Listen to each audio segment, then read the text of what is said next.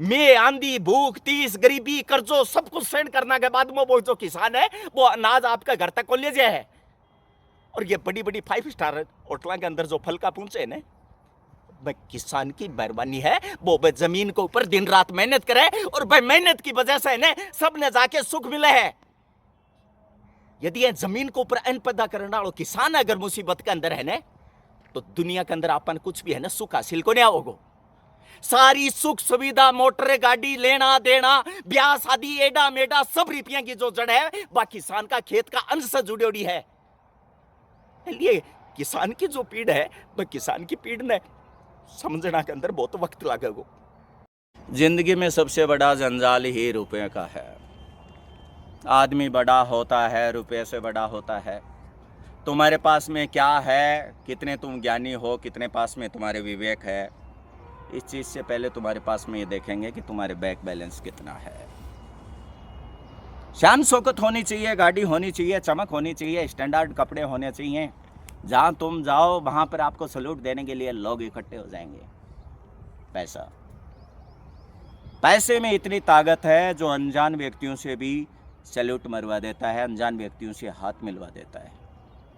इसलिए ज़िंदगी में जब तक हो तब तक ये सोच लेना कि पैसा तो कमाना पड़ेगा। यदि पैसा नहीं कमाओगे तो आपकी वैल्यू जीरो हो जाएगी।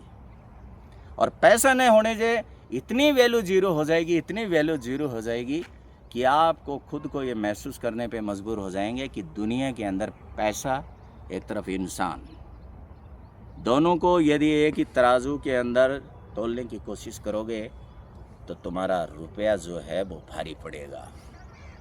इसलिए रुपया कमाओ बेटे, रुपया कमाना बहुत ज़रूरी है।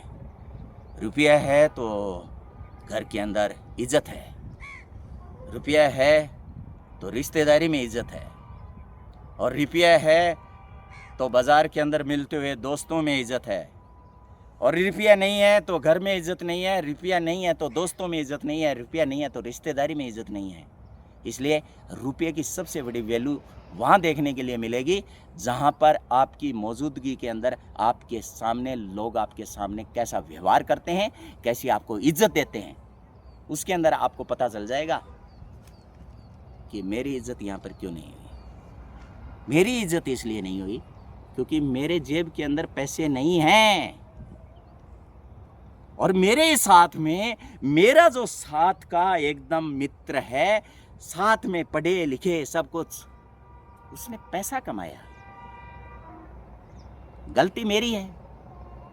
उसने शुरू से ही ये अपना टाइम टेबल बना लिया था कि पैसे के बगैर कुछ भी नहीं होगा। उसने बिजनेस के अंदर उसने माइंड लगाया। आज उसके पास में पैसा है, नाम है, शोहरत है, तभी उसकी मेरी एंट्री दोनों की गेट के अंदर तो साथ में होती है।